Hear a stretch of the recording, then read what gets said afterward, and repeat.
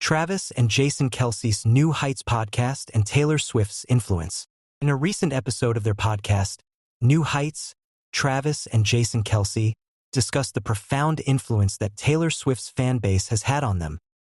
According to a report published by Page 6, the NFL brothers addressed the Cannes Lions Festival on Thursday, June 20th, and emphasized how their connection to Swift, namely Travis's romance with the pop diva, had brought in a new demographic for their program.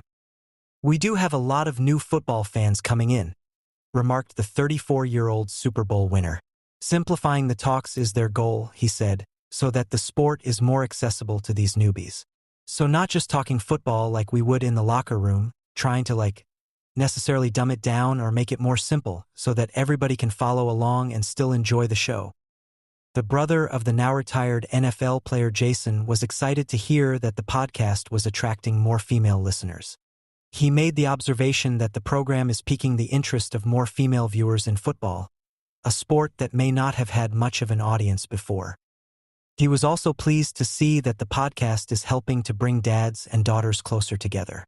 He said, "It's great to see girls getting involved in a sport where previously there was no interest," and went on to say that this trend is fantastic since it brings together worlds that would otherwise never cross. Wyatt Elizabeth, Elliot Ray, and Bennett Llewellyn are the daughters of the 36-year-old and his wife, Kylie Kelce.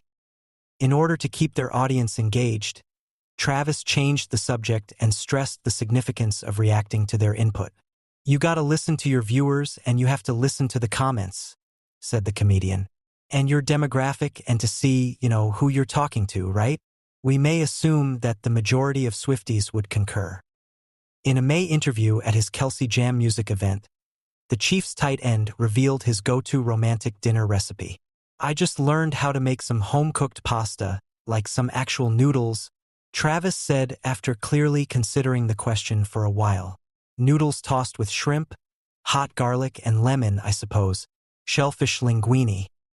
"You just know Tay taught him how to make pasta, and imagining Taylor teaching him how to cook is my favorite thought RN," were some of the comments made by Swift's fans on TikTok, who claimed that Swift was solely responsible for Travis's culinary abilities. As per another source, "It was Jason Kelce who I wed. No amount of fame can alter the way I parent, but it will never change my marriage." An interview with Kylie Kelce served as the basis for this As Told To article. It has been condensed and made clearer. "Strangers in Philadelphia know the names of our children, and Jason and I are famous, which is something I never thought would happen. It has made us talk about things I didn't realize we needed to talk about. I always remind our girls that they are under no need to say hi to strangers when we go out of the home and into public places. I find it interesting that my neighbor Tim taught them that. We had a strong bond when we were kids, and now he has autism.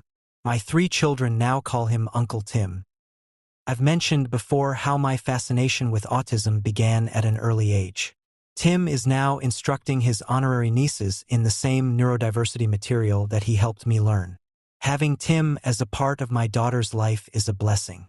He does a fantastic job of introducing people about autism and neurodiversity. I feel really fortunate that kids had the opportunity to meet him while they are young, just as I did, since he is truly one of the nicest individuals you could ever meet. Our eldest daughter has begun to recognize that Tim is unique among her uncles, despite the fact that the girls adore him just for being Tim.